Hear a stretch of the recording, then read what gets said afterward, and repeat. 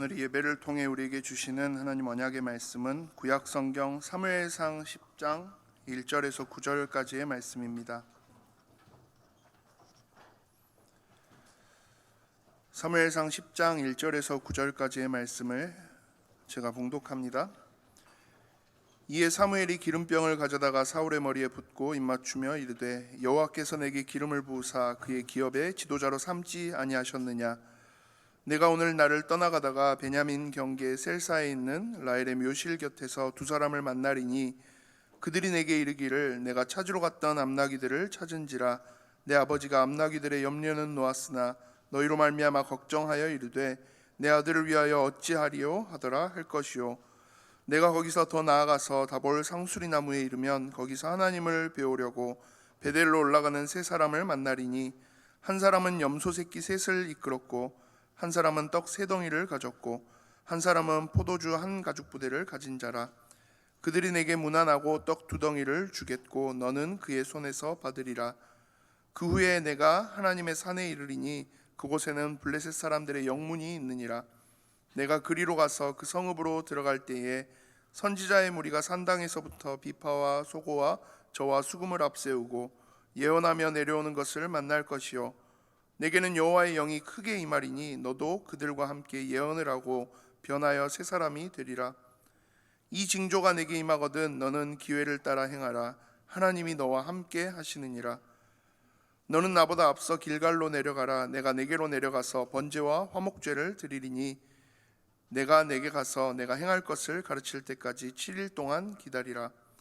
그가 사무엘에게서 떠나려고 몸을 돌이킬 때에 하나님이 새 마음을 주셨고 그날 그 징조도 다 응하니라. 아멘. 은혜로 시작하고 욕심으로 끝나다 제목으로 담임 목사님 말씀 주시겠습니다. 지난 한 달 동안 우리 같이 한 마음을 모아서 우리 다음 세대 또 우리 예배당 건축을 놓고 이렇게 귀한 시간들을 내셔서 함께 기도해 주셨습니다. 너무나도 감사를 드리고 그 기도의 자리가 끊어지지 않고 계속 이어질 수 있도록 여러분들의 개인의 시간표 속에 여러분들 꼭 그 기도의 축복들을 함께 누렸으면 좋겠습니다. 우리 옆에 있는 분들을 함께 인사하십시다. 하나님은 실수가 없으십니다. 지난주 우리 하나님의 중요한 하나님의 응답 속에 있는 저와 여러분의 삶, 하나님의 섭리 이렇게 말씀을 나눴죠. 우리는 하나님의 섭리 그러면 굉장히 크고 굵직굵직한 응답들만 생각하는데요, 그렇지는 않습니다. 우리 신앙생활에는 훨씬 더 작고 아주 우리는 그냥 아무것도 아니라고 생각하는 그런 부분에도 하나님은 아주 세밀하게 아주 세심하게 우리 가운데 하나님의 섭리를 가지고 작정을 하신 것들을 이루어 가신 것들을 우리는 보게 됩니다.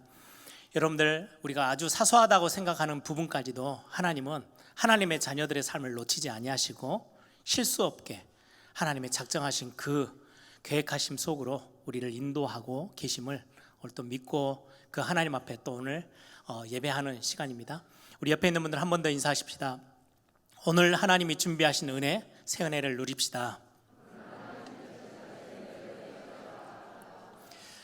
여러분들 오늘 또 하나님이 주시는 새 은혜 사모하시고 그 축복을 여러분들의 손에 딱 붙잡고 또 한 주간 승리하는 삶으로 시작하길 바랍니다.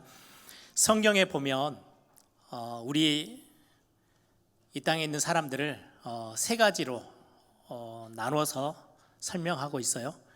첫 번째가 육에 속한 사람, 이거는 구원받지 못한 사람을 의미하죠. 그냥 눈에 보이는 영적인 세계는 전혀 알지 못해요.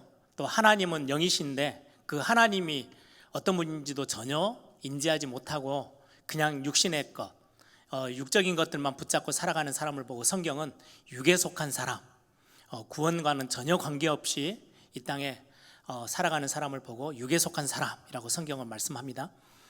또 하나는 저 반대로 영에 속한 사람이라고 성경은 말씀해요. 하나님을 알고 또 하나님에게서 구원의 축복을 누리고 하나님의 은혜가 뭔지를 알아서 그 영적 세계를 더욱더 사모하면서 정말 중요한 하나님의 은혜를 경험하면서 살아가는 사람, 그걸 보고 영에 속한 사람이라고 합니다. 근데 또 하나로 성경은 말씀하고 있어요. 고린도전서 3장에도 나오는데요, 육신에 속한 사람, 이거는 딱 어느 정도 이 육에 속한 사람과 영에 속한 사람의 중간 정도 되는 모습인데요, 구원은 받았어요. 그런데 영적인 삶을 전혀 살지 못하고 육신에 그냥 매여 사는 사람, 그래서 어떻게 보면 육에 속한 사람하고 삶이 거의 구분이 안 되어질 만큼 육신적인 것에만 치중하고 영적인 세계에 대해서는 관심이 별로 없이, 받은 은혜가 많은데 다 놓쳐버리고 사는 사람, 또 이 은혜를 추구하는 중요한 영적인 삶을 살아가는 게 아니고, 성경에는 그냥 어린아이처럼, 젖먹이 어린아이처럼 그냥 뭔가 떠먹여주면 먹고 겨우겨우 그냥 구원을 유지해 가고 있는 사람, 뭐 그렇게 표현되어지는 단어가 육신에 속한 사람이라고 성경은 말씀하고 있는데요, 오늘 9장부터 나타나는 사울이 딱 이런 사람이 아닌가라는 생각이 좀 듭니다. 9장에 이제 등장해서 신전 정치, 하나님이 중심되어져서 나라를 다스리던 이스라엘 나라가 이제 왕정으로 바뀌어가는 그 딱 과도기에 첫 번째 왕으로 기름 부음 받아 세움을 받은 사람이 사울입니다. 근데 이 사울은 오늘 제목에 있는 것처럼 처음 시작은 은혜로 시작했어요. 오늘 본문을 나중에 함께 같이 살펴볼 겁니다. 어떤 은혜를 받았는지. 은혜로 시작했는데 여러분들 잘 알다시피 사울은 끝을 하나님이 원하시는 것하고는 전혀 상관없이 육신적인 욕심, 왕의 자리, 그리고 자기가 손에 쥐고 있는 것들을 빼앗기지 않으려고 바둥바둥거리면서 그 육신에 머물러 있고 욕심에 머물러 있고, 그걸 성경은 교만이라고도 표현하는데요, 교만으로 자기 인생을 끝맺음을 한 사람이 사울이라는 인물입니다. 여러분들 신앙생활 하시면서 은혜를 받은 체험, 야 이거 내 인생에 절대 잊지 못해 라고 하는 은혜 체험한 그런 경험이나 시간, 장소, 여러분들 다 한두 개는 다 가지고 계시죠. 제가 신학교 다닐 때 신학생들 보면, 저는 이제 모태신앙에서 이렇게 신앙생활을 했잖아요. 모태라는 거는 엄마 뱃속에서부터 신앙생활을 했어요. 근데 이제 모태신앙을 좀 비웃듯이 하는 단어가 나는 아무것도 못해, 교회에서 아무것도 안 하는 거예요.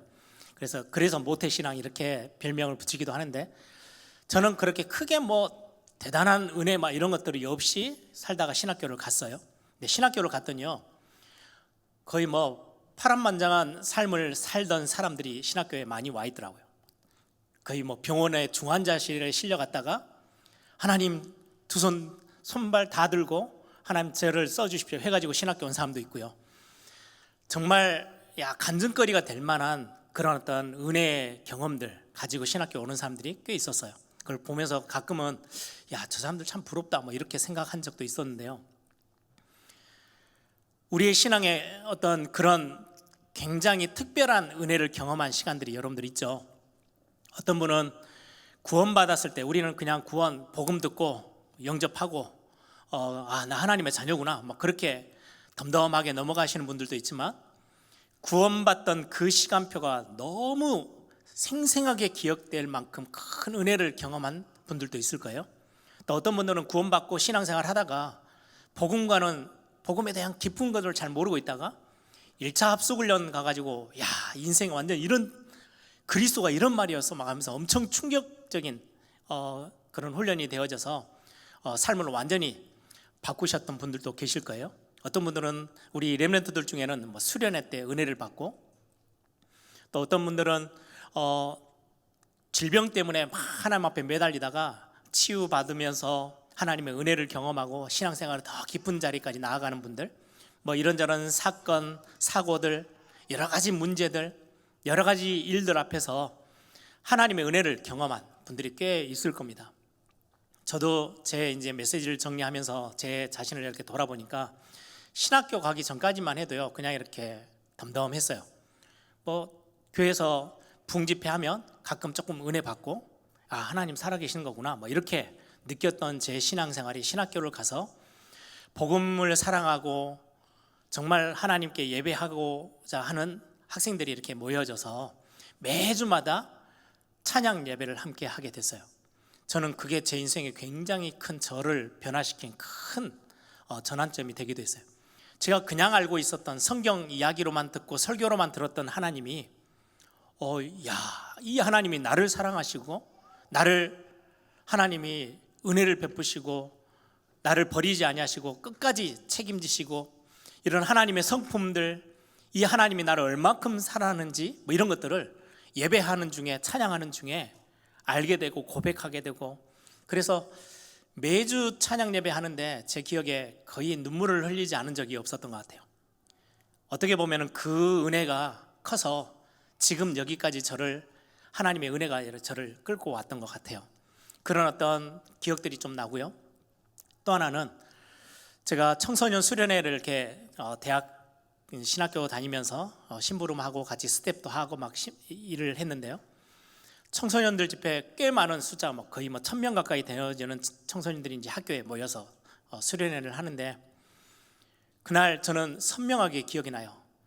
이사야 6장의 말씀, 누가 나를 위해서 갈고, 이 구절이 제 가슴에 팍 때리면서, 하나님, 저는 능력도 없고 실력도 없는데 진짜 하나님이 은혜를 주신다면, 정말 하나님의 이름이 땅바닥에 떨어져 있고 하나님의 이름이 더럽힘을 받고 있는 이 시대 앞에 하나님, 정말 이 다음 세대를 또 교회를 위해서 하나님 저를 사용해 주시면 안 되겠습니까? 그렇게 해서 하나님 앞에 천명, 소명, 사명이라는 게 아주 실제적으로 저에게 부딪혀 왔던 그 시간. 그래서 그 밤중에 야외에서 바닥에 엎드려서 하나님 앞에 울면서 하나님 앞에 결단하고 기도했던 그 시간을 저는 잊을 수가 없어요. 또 한 번은 이제 학생들이 모여서 매주 이제 시간을 정해놓고, 시간 나면 어떨 때는 산에 가서 기도도 하고, 또 날씨가 별로 좋지 않으면 학교 교실에서 기도하고 이렇게 했던 기도 모임이 있었는데요. 그 기도 모임 하는 중에 요한계시록 7장의 말씀이 제 가슴에 탁 부딪혀오면서 세계복음화 해야 되겠다. 하나님, 저 너무 부족한 게 많지만 제가 살고 있는, 제가 쳐다보고 있는 조그마한 공간이 아니고 제 시야가 이렇게 좁게 사는데 하나님이 원하시는 건 그게 아니고 전 세계네요. 그래서 그때부터 세계 복음화, 전 세계 나라들 뭐 이런 것들에 대해 관심이 생기기 시작하면서 전도와 선교에 대해서 굉장히 제가 중심이 생기면서 그것들에 대해서 많은 도전을 하게 됐던 시간표가 있었어요. 그때도 잊을 수가 없어요. 하나님이 제게 주신 그냥 제 시야가 너무 좁은 저를 전 세계를 향해서 눈을 뜰 수 있도록 저에게 은혜 주셨던 그날을 저는 잊을 수가 없고요. 또 한 번은 이제 신학대학 4년을 졸업하고 대학원에 이제 목회자가 되려면 이제 꼭 거쳐야 되는 신학대학원을 입학하는 그날 하나님 앞에 그런 기도를 했거든요. 하나님, 이제까지 많은 것들을 체험하고 은혜도 많이 받았는데 그럼에도 불구하고 여전히 제 삶에는 문제가 오고 어려움이 오면 항상 제자리 걸음이에요. 답답하고 갈등하고 염려하고 걱정하고 그 자리를 벗어나지 않고 그대로 있어요. 많은 은혜를 받고 하나님이 어떤 분인지도 알고 많은 축복들을 확인했는데도 불구하고 여전히 그 자리에 있는 제 모습. 그런데 이제 앞으로 몇 년 지나면 목회자가 돼야 되는데 그때 제가 하나님 앞에 했던 고백이에요. 하나님, 바울이 만난 그리스도, 내가 만난 그리스도 같은 분인데 바울은 문제가 와도 내가 사방으로 오겨싸임을 당해도 나는 쌓이지 않아. 거꾸러뜨림을 당해도 나는 망하지 않아. 그렇게 모든 문제들을 다 넘어서는 뭔가의 영적인 진짜 비밀이 있는데 저는 왜 그게 없을까요? 이거 없이 그냥 껍데기로만 목사가 돼서 교회를 섬긴다면 하나님, 제가 원했던 목사는 그런 모습이 아니에요. 제가 목사 되기 전에 신학교를 다니는 동안에 하나님, 이 부분에 대한 답을 주세요. 혹시 이 답이 안 나온다, 그럼 저는 평신도로 교회를 섬길게요. 굳이 목사가 될 이유는 없잖아요. 저에게 있어서는 굉장히 일생일대 굉장히 중요한 하나님 앞에서의 결단이고 고백이었어요.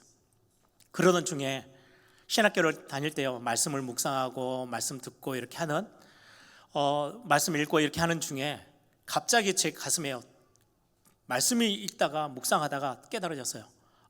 그리스도가 이런 말이요? 그리고 하나님이 나와 함께 하신다는 게 이거였어? 얼마나 저에게는요 평생 들었던 말이에요. 어렸을 때부터 교회를 다니면서 하나님이 나와 함께 계셔, 이 말이 너무 자연스럽고 너무나 당연한 이야기인데 그게 당연한 게 아니더라고요. 엄청난 축복인 것을 발견했어요. 아, 이거면 내가 평생을 살아도 어떤 문제가 와도 내가 흔들릴 이유는 없겠구나. 걱정할 이유가 없어. 왜? 그 하나님 나와 함께 계신다잖아. 이게 얼마나 저에게는요 크게 와닿냐니까요. 수천 번을 들었던 메시지였는데 그게 제게 딱 됐어요. 그때 제가 그날 밤 바닥을 막 뒹굴고 다니면서 너무 기뻐가지고 어떻게 보면 그 은혜 때문에 제가 이 자리에 부족하지만 서 있는지 모르겠어요. 그런 저에게도 그런 많은 하나님이 은혜를 베푸셨던 시간들이 있었어요. 그 장소들도 기억나고 그때 제가 얼마나 막 흥분하고 막 좋아라 했는지도 기억이 나요. 제가 오늘 제목을 이렇게 적으면서 저를 돌아봤어요. 그렇게 은혜로 내가 시작했는데 사울처럼 껍데기만 남고 은혜 받은 거, 은혜는 하나님이 주셨잖아요. 근데 나는 어느 날 은혜 받은 거를 손에 붙잡고 그거 욕심내고 하나님은 온데간데 없이 교만함에 빠지지 않도록 더 나를 더 채찍질하고 내가 더 깨어 있어야 되고 더 은혜를 많이 사모해야 되겠구나, 이런 마음들을 먹으면서 오늘 말씀을 정리를 했습니다. 오늘 사울을 같이 함께 볼 건데요, 오늘 10장에 보면 사울이 은혜를 받았다. 어떤 은혜를 받았습니까? 가장 먼저 그냥 우연찮게 집에 나귀들이 없어져서 아버지의 심부름으로 집을 나섰어요. 그리고 여기저기 나귀를 찾아다니다가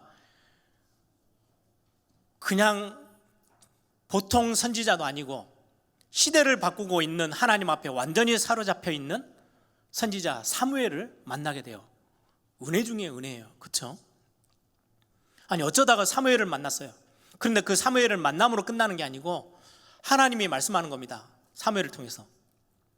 지금 신정국가 하나님이 다스리던 나라 그게 이제 어느 정도 정리가 되면서 왕정으로 너희들이 원했지 않냐?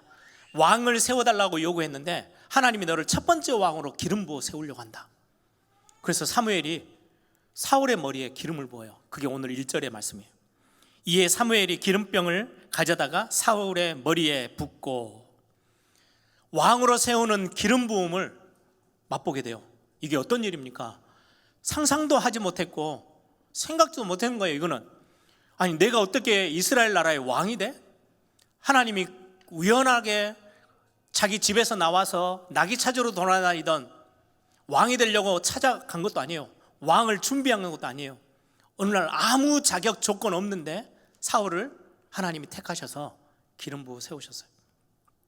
저와 여러분에게도 이런 시간표가 있죠. 나하고는 아무 상관없이 내 수준과는 상관없이 하나님이 나를 하나님의 자녀로 택하셨다고? 나를 세계복음화에 엄청난 중요한 사람으로 나를 부르셨다고? 그것부터가 은혜이죠. 사울은 처음부터 은혜를 경험해요. 그리고는 이게 너무 얼떨결에 생긴 일이다 보니까 진짜 이게 맞아? 라는 불신앙이 있었겠죠. 확신이 없어요. 그때 하나님이 2절부터 6절에 보시면 사무엘을 통해서 3가지 말씀을 해요. 내가 3가지 사건을 너가 집에 돌아가는 길에 만나게 될 건데 내가 그거를 실제 증표로 너에게 줄 거야. 하나님이 너를 택하셨다는 증거로 너에게 이 사건을 마주하게 할 거야 라고 성경은 말씀하고 있어요. 9절에 보시면 3가지를 주셨는데요, 그가 사무엘에게서 떠나려고 몸을 돌이킬 때에 하나님이 새 마음을 주셨고 그날 그 징조도 다 응하니라. 3가지를 주셨는데 3가지가 싹 다 성취돼 버렸어요. 사울이 그걸 경험하고 얼마나 이게 확신이 더 들었겠죠. 이게 그냥 우연이 아니구나. 하나님이 진짜로 정하시고 나에게 이런 은혜를 베푸신 거구나. 이렇게 확인하게 되겠죠.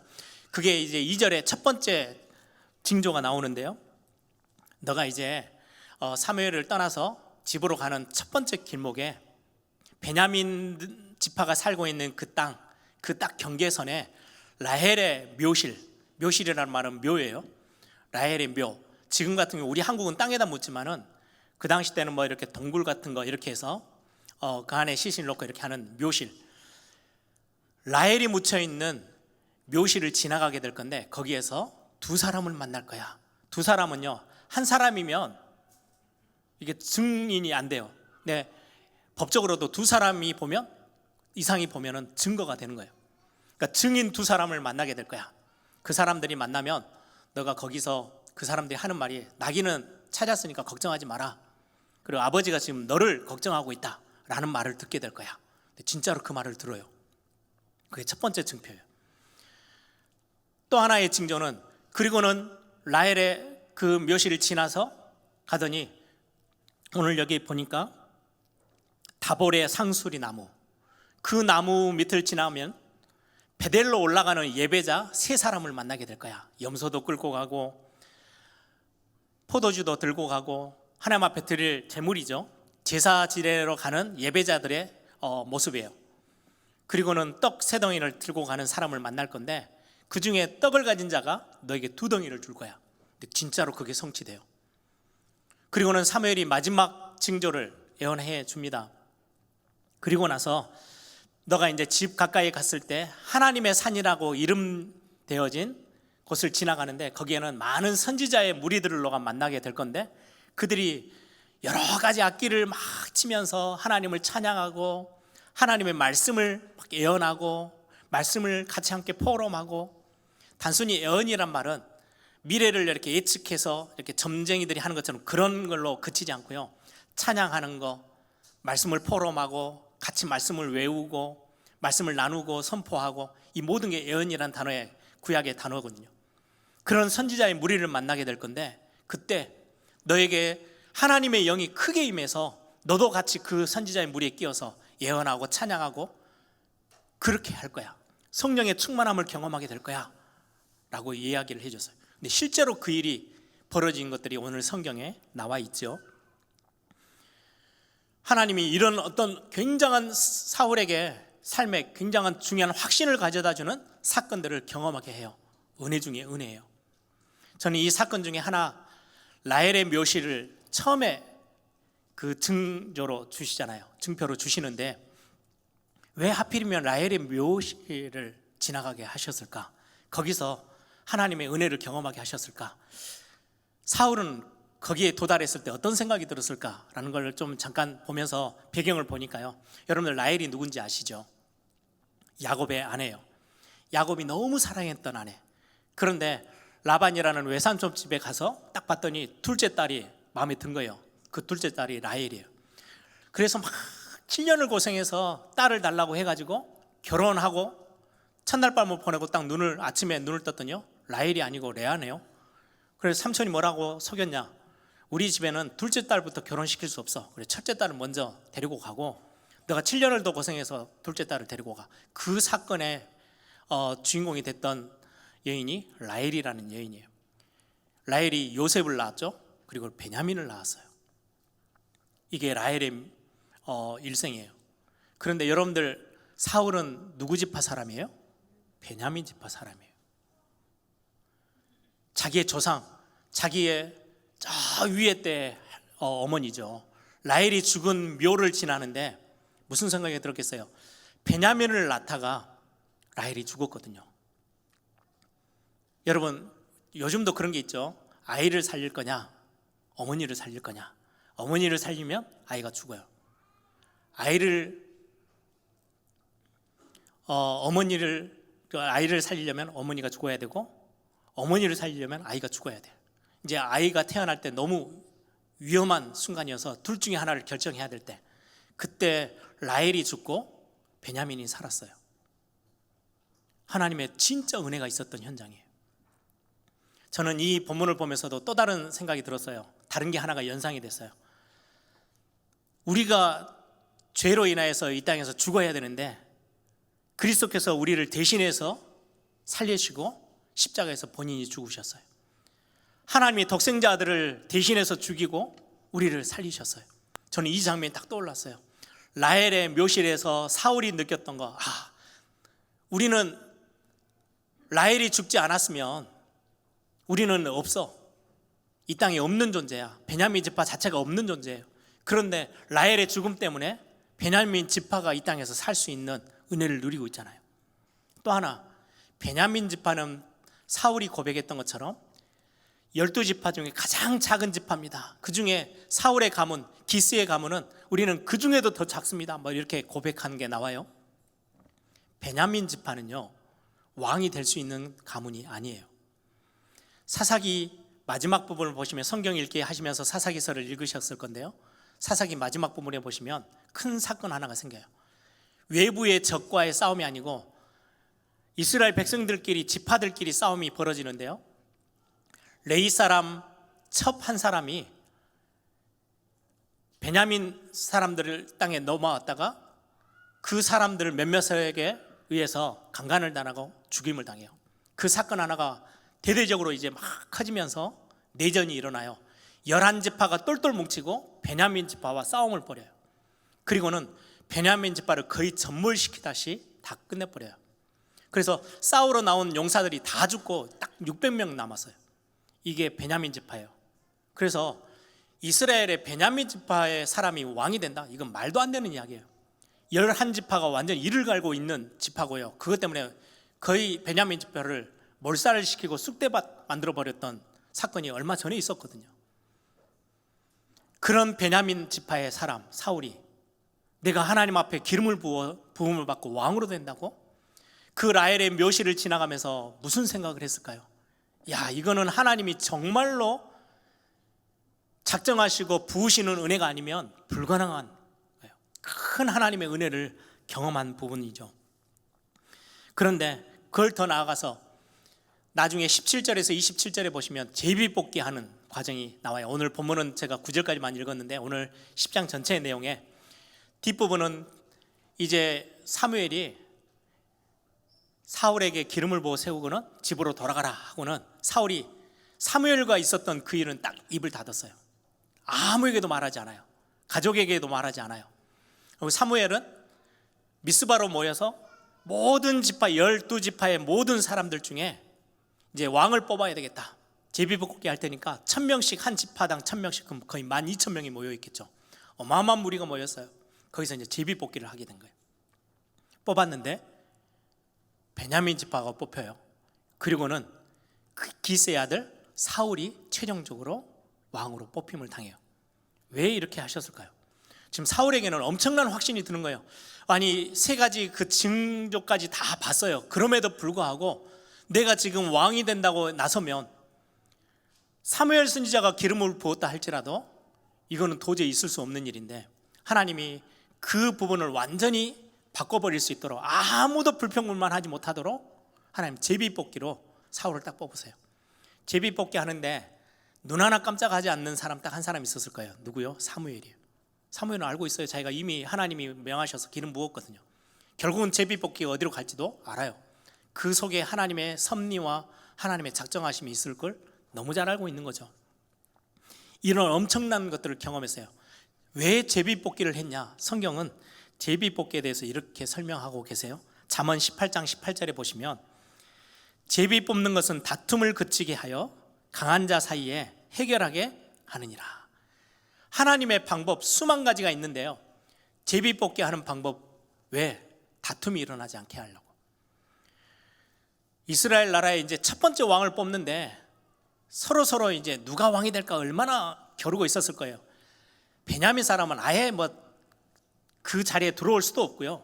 뭐 유다 지파 사람이든 여러 번 일어났던 중요한 지파의 사람들이 이제 왕이 될 거를 다 기대하고 있었겠죠. 그런데 베냐민 사람 사울을 데리고 오면 엄청난 싸움이 일어나겠죠. 말도 안 되는 이야기예요. 그 다툼을 완전히 순식간에 싹 다 잠재워버릴 수 있는 게 제비뽑기였어요. 하나님의 완전한 섭리와 작정이 보여지게끔 사울은 그런 은혜를 덧입었어요. 그래서 잠언 16장 33절에는요, 제비는 사람이 뽑으나 모든 일을 작정하기는 여호와께 있느니라. 제비 뽑기는 사람이 하는 것 같은데 그 안에 하나님의 작정하심과 하나님의 섭리가 들어가서 하나님은 직접 그 일을 직접 하신다는 거예요. 이게 이제 제비 뽑기의 비밀이에요. 여러분, 엄청난 일들 속에 하나님은 사울에게 이런 은혜를 베푸셔서 지금 왕으로 세워 가시는 거예요. 사울은 처음부터 우연이라고 생각했던 게 아닌 거예요. 하나님의 완전한 작정과 섭리 속에 기름 부음을 받았죠. 그리고는 세 가지 징조를 다 확인했죠. 직접 다 봤어요. 정말 은혜 중에 은혜인데 더 나아가서 그 12,000명 중에 자기가 뽑혀요. 대단한 거 아니에요? 이걸 은혜로 경험하고 그렇게 시작했던 사람이 사울입니다. 우리의 삶에도 이런 하나님의 작정과 섭리하심 속에 우리에게 베푸시는 은혜들이 정말 많죠. 여러분, 혹시 사업하시는 분들, 뭔가 경쟁사들이 내 주변에 너무 많은데 하필이면 그게 뽑혀서 여러분들 손에 딱 주어져요? 기적 같은 일이에요. 나는 자격도 안 되는 것 같은데 하나님이 그렇게 하실 때가 있어요.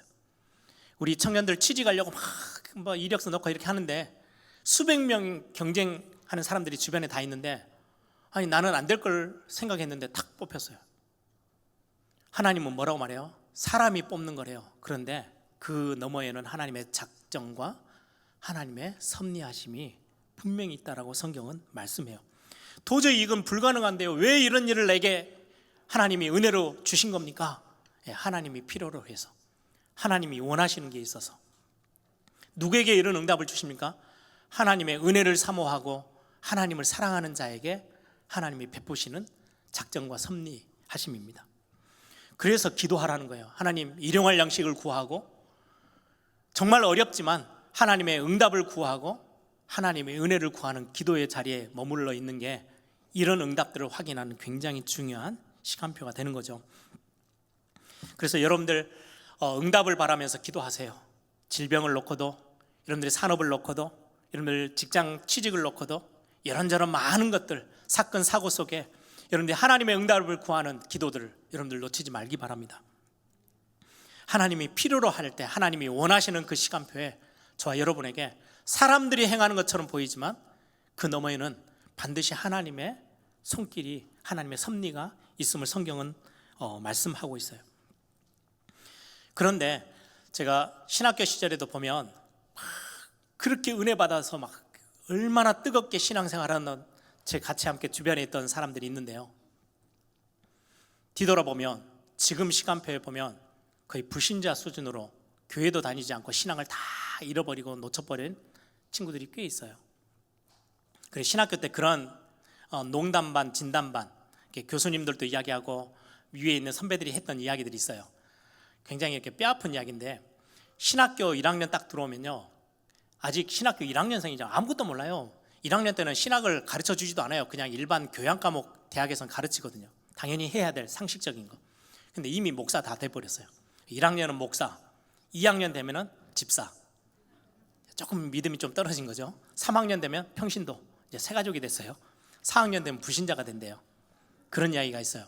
4학년 정도 되면 이제 좀 성경도 좀 배우고 신학 과목들도 이렇게 배우고 그러면 신앙이 더 커져야 될 건데, 1학년 때는 아무것도 안 보였는데 아예 진짜 제 학교 다닐 때요, 이미 목사 다 됐어요. 다 양복 입고, 아니 학교 수업을 하러 오는데 왜 양복 넥타이를 메고 옵니까? 구두 딱 신고 목사님들 들고 다니는 가방 딱 들고 학교로 와요. 그럼 우리가 막 웃죠. 저 4학년 때 어찌 하는지 보자, 뭐 이렇게 농담할 때도 있는데, 4학년 되면은 완전히 불신자예요. 교회에 대한 이런저런 이야기도 많이 들었죠. 목회자들에 대한 어떤 안 좋은 이야기들도 많이 들었죠. 교회에 막 이런 싸운 것들 이야기 듣죠. 이미 믿음이 다 없어져 버렸어. 그래서 불신자 수준으로 학교를 졸업하여 나간대요. 은혜로 시작했는데 은혜를 다 까먹고 가버리는 거죠. 실제로 제 주변에 그런 사람들이 참 많아요. 저희 학교 다니면서 진짜 한번 교통사고 나서 죽을 뻔했거든요. 그때 막 정말 하나님 앞에 우리의 중심의 고백이죠. 야, 우리 죽다 살았는데 우리 생명 하나밖에 없는데 하나님이 다시금 살려주신 이 생명 가지고 우리 진짜 복음운동에 생을 걸어보자, 이렇게 했던, 같은 복음 전했던 친구들이 있었어요. 근데 지금은요, 몇몇은 교회를 다니지도 않아요. 참 안타까운 현실이에요. 은혜를 다 잃어버렸어요. 우리 렘넌트들 속에도 그런 게 있죠. 대학 청년 때 막 그렇게 열심히고 얼마나 교회 헌신하고 막 시간을 내서 야 부러울 만큼 막 헌신하다가 취직하고 결혼해서 가정을 갖고 나면요, 온데간데 없어져 버려요. 그래서 저도 가끔 그런 이야기를 합니다. 옛날 어른들이 처녀 때 신앙생활, 총각 때 신앙생활은요 냄비뚜껑하고 비슷하대요. 막 물이 끓을 때 불을 켜놓으면요, 막 냄비 뜨고 얼마나 들썩들썩하는지요. 불 딱 끄면요, 그 순간에 그냥 딱 조용해져 버려요. 그래서 냄비 뚜껑하고 똑같대요. 그래서 그 이야기를 듣고 제가 가끔 렘넌트 사역을 하다가 엄청 열심히 렘넌트들이 있거든요. 그러면 제가 우스갯소리로 그런 이야기를 해요. 지금으로 평가 않고 내가 너 나중에 직장 취직하고 결혼해서 애 안고 그때도 열심히 하는지 안 하는지 그때 한번 볼 거야. 뭐 그런 이야기를 제가 자주 해요. 우리가 정말 하나님의 은혜를 받았을 때가 있어요. 그런데 시간 지나면서 어느 날 식어버려요. 하나님이 은혜로 주신 것만 손에 쥐고 있어요. 은혜 주신 하나님은 제 삶에 온데간데 없어져 버리는 모습들, 그게 오늘 본문에 나온 사울의 모습입니다. 시작은 은혜로 시작했는데 끝을 욕심과 교만으로 끝을 낸 사울입니다. 시작할 때 사울이 얼마나 겸손했는지 아십니까? 오늘 본문에 읽지 않았는데 22절에서 21절 22절에 보시면 이제 제비뽑기를 딱 해서 결론 마지막 사울이 딱 뽑혔어요. 사울이 어디 있어? 라고 찾는데 원래 사람들 머리 위에 하나 더 있을 만큼 키가 큰 사람이었잖아요. 근데 없어졌어요. 찾을 수가 없어요. 나중에 찾아보니까 저 짐들이 쌓여져 있는 짐바구니 뒤에 숨어 있는 거예요. 창피하기도 했을 거고, 내가 어떻게 이 나라의 왕이 돼? 뭐 이런 겸손함, 여러 가지 두려움, 떨림, 뭐 이런 것들이 너무 많았겠죠. 짐 보따리 뒤에 숨어 있던 사울을 발견해서 데리고 나오죠. 딱 한가운데 사람 그 12,000명 중에 한가운데 서 있다가 자기가 딱 뽑히니까 두 손 들고 할렐루야 이렇게 나온 게 아니에요. 어쩔 줄을 몰라 해서 겸손했던 사람이. 27절에도 보면 마지막 절이죠. 어떤 불량배 하나가 아니 어떻게 베냐민 사람 사울이 우리의 왕이 된다고? 그건 있을 수 없어. 나는 거기에 동의 못해. 하나님이 제비뽑기에 뽑으셨는데도 불구하고요, 불량배들이 그렇게 막 소리쳐요. 그런데 마지막 구절이 뭐예요? 그는 잠잠하였더라. 나중 같았으면 다윗의 인기가 좀 많아졌잖아요. 사울이 죽인 자는 천천히요, 다윗이 죽인 자는 만만이다. 이 말 한마디에 완전히 열이 딱 받아가지고 10몇 년을 군대를 이끌고 다니면서 다윗을 죽이려고 했던 게 사울입니다. 자기를 위해서 찬양해주고 노래 불러줬던 다윗에게 창을 던졌던 사람이 사울이에요. 근데 처음은 그렇게 하지 않았어요. 그런 불량배들이 막 소리치는데도 한 번도 대꾸도 하지 않고요, 잠잠히 그냥 그래 그렇지, 내가 어떻게 이 나라의 왕이 돼? 저 사람들의 말이 틀린 게 아니야. 진짜 하나님의 은혜였지. 이렇게 지나가던 사람이 사울이에요. 그런데 어느 날 이는 갑자기 돌변하듯이요, 점점 하나님과 멀어지기 시작해요. 왠지 아십니까? 이유는 딱 하나예요. 하나님이 신명기 17장 18절에서 20절에 이스라엘 나라의 왕을 세운다면 반드시 해야 될 게 하나 있어. 제사장과 함께 하나님의 말씀을 다시금 받아 적어서 그 등사본을 자기 잠자리에 옆에 두고 평생을 하나님의 말씀과 함께 해야 돼. 다윗이 고백하잖아요. 하나님의 말씀을 주야로 묵상하는, 왕은 반드시 그렇게 해야 돼요. 그렇지 않으면 사사시대로 가는 거예요. 왕을 세워주셨지만 하나님의 말씀을 붙잡아야만 하나님이 원하신 걸 알고 하나님이 어디로 향해서 가는지를 알고 하나님에게 방향을 맞출 수 있는 게 말씀이에요. 근데 이 말씀을 놓쳐버리면 자기의 소견이 오른 대로 사사시대처럼 가는 거예요. 사울이 딱 그랬어요. 분명하게 말씀했거든요. 하나님의 말씀을 두고 옆에 두고 평생을 그거 붙잡고 가야 돼. 왕은 그렇게 해야 돼. 그래야 올바른 왕정이 갈 수 있어. 그런데 사울은 그렇게 그 길로 가지 않았어요. 결국은 사무엘이 하나님의 음성을 듣고 와서 이야기합니다. 전쟁에서 모든 전리품을 단 하나도 취하지 마라. 다 죽이고 없애라. 그게 하나님의 명령이었는데 어느 날 사무엘이 가보니까요, 여기저기 울음소리도 들리고 많은 재물들이 쌓여있네요. 짐승들도 안 죽였어요. 아니 이걸 왜 그대로 놔두고 다 취해서 갖고 왔어? 라고 책망했더니 사울은 굉장히 합리적으로 대답을 해요. 우리 지금 백성들이 얼마나 목숨 걸고 싸워서 이 전쟁에서 승리했는데 손에 아무것도 쥐지 않고 보내는 건 그건 말이 안 된다. 그래서 내가 전리품을 다 차려왔다. 하나님이 말씀했는데 더 이상 자기의 소견이 옳은 대로 그냥 행하기 시작했어요. 그게 사울이에요. 그러다 보니까 결국은 사무엘과 점점 거리가 멀어지고요. 나중에는 사무엘이 사울을 전혀 보지를 않아요. 나중에는 하나님이 그를 그냥 끝을 내시고 다윗을 왕으로 기름 부어 다시금 세우시죠. 사울이 왕으로 있을 때였어요.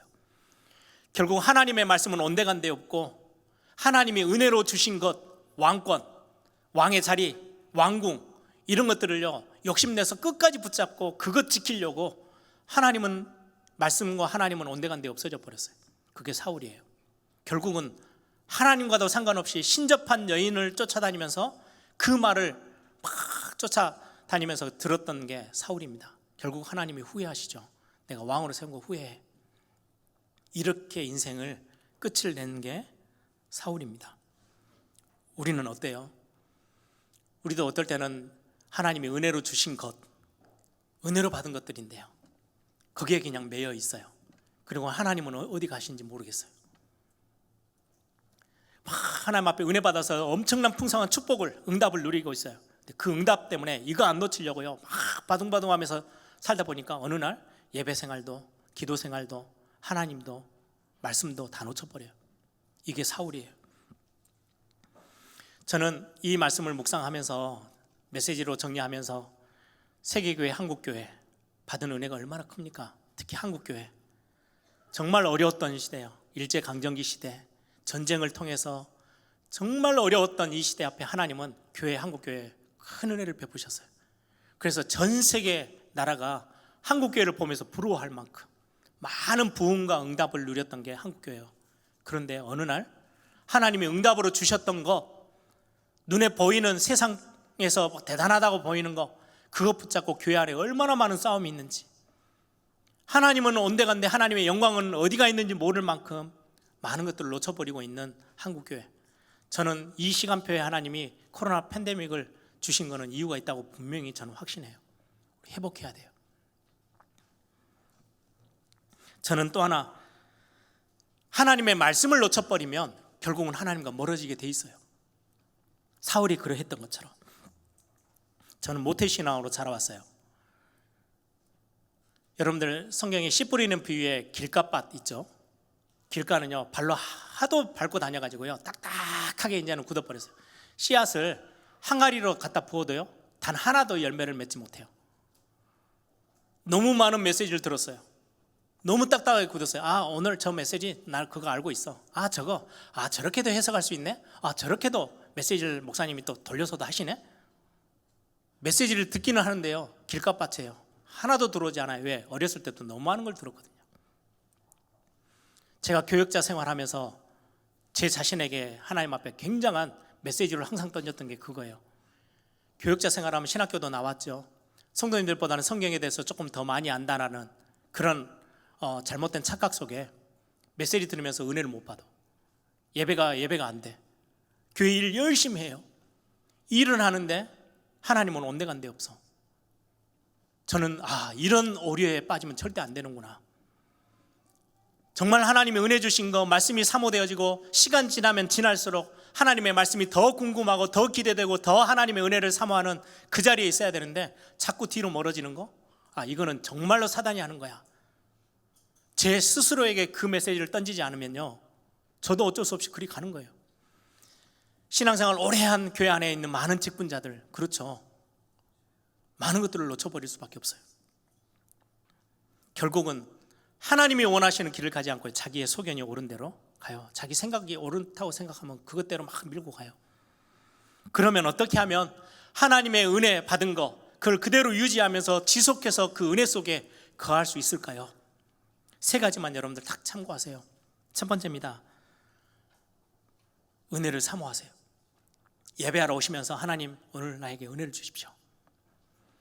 내게 많은 은혜를 주셔서 내가 이 자리에 서 있는데 그 은혜를 놓치지 않고 또 오늘 또 새 은혜를 경험하기를 원합니다. 예배할 때마다 여러분들 하루에 눈을 딱 뜨시고 하루에 일어날 때, 오늘 저도 아침에 벌떡 일어나자마자 하나님 오늘 하루 제게 은혜가 필요해요. 똑같은 날이라고 생각하고 매주 반복하는 설교자의 자리가 아닌 하나님의 은혜 속에서 이 사역 감당하도록 저에게 은혜를 주십시오. 여러분들의 산업의 현장이든 직장의 현장이든 여러분의 가정의 현장이든 학교든 가셔서 하나님 큰 거 이런 거 말고요 아주 사소한 것처럼 보이는 그 작은 것 속에 하나님 은혜를 놓치지 않게 해주십시오. 작은 만남 속에서도 하나님의 은혜가 있는 것을 발견하게 해주십시오. 여러분들 기도했던 자리, 우리 8월달 한 달 동안 막 기도하는데 예를 썼잖아요. 기도한다는 것은 하나님을 인정하는 거고요, 하나님 앞에 겸손히 무릎 꿇는 거거든요. 하나님이 원하는 대로 가겠다고 고백하는 게 기도거든요. 하나님, 그 자리를 여러분들이 놓치지 마시고 그 자리에서 하나님의 은혜를 사모하세요. 또 하나는 말씀을 가까이 하세요. 사울은 그걸 놓쳐버렸잖아요. 여러분들이 내가 지금 은혜로 지속하고 있는지 아닌지를 평가하는 제일 좋은 방법이 그거예요. 내가 말씀과 가까운가, 말씀과 멀리 떨어져 있는가. 하나님의 말씀을 묵상하고 성경을 읽고 여러분들이 말씀 훈련을 받고, 그래서 저는 팬데믹이 딱 오고 진행되어지다가 늦게나마 우리 성경 읽기를 해야 되겠다, 우리 성도님들이 같이 함께 말씀을 더 가까이 대하는 훈련을 좀 해야 되겠다, 이렇게 마음을 먹었던 거예요. 또 하나는 우리는 일을 참 하는데요, 열심을 내요. 그런데 일보다 하나님과의 관계가 훨씬 더 중요합니다. 하나님과의 관계를 놓치지 마세요. 우리는 일에 너무 많이 시간을 뺏겨요. 일보다, 일은 필요해요. 그런데 하나님과의 관계가 훨씬 더 중요해요. 다윗을 보세요. 다윗이 왕이라는 큰 은혜를 받고 왕의 자리에 서서 정말 잘 인도받았어요. 근데 어느 순간에 말년에 가서 흔들려요. 은혜 받은 게 너무 커요. 그것 붙잡고 이 정도쯤이면 내가 만든 나라가 어마어마하네, 이런 착각을 해요. 교만이 쫙 올라왔어요. 그때 선지자를 보내서 하나님이 경고하죠. 너 끝이야. 너가 하나님이 너를 버릴 거야. 엄청난 경고를 듣고요, 그 자리에서 엎드려 하나님 앞에 기도합니다.